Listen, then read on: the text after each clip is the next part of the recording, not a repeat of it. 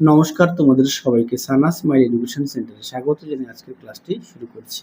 আজকে তোমাদের সঙ্গে আলোচনা করব চতুর্থ শ্রেণীর বাংলা বিষয় মডেল নম্বর 13। চলো দেরি না করে মূল বিষয়ে যাওয়া যাক।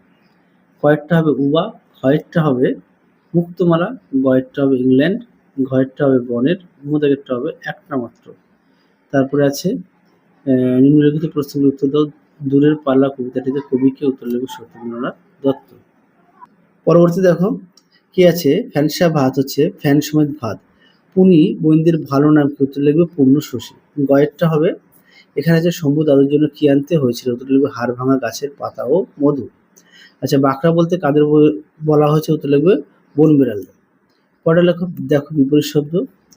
কয়েকটা হবে সহ্য, অসহ্য, ধীর, অধীর, দূর, নিকট। চারে দেখো সমার্থক শব্দ বন, অরণ্য বা জঙ্গল, ফুল হচ্ছে পুষ্প, কুসুম।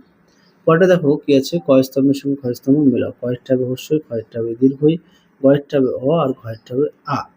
পরেরটা দেখো আমি সাগর পাড়ি কবিতাটিতে মুখস্থ 6 লাইন লেখো, কবি নাম সহ লিখবে।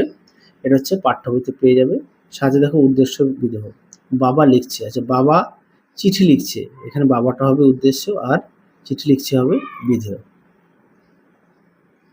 তাহলে আজকের মতো এখানে সমাপ্ত করছি। টাটা।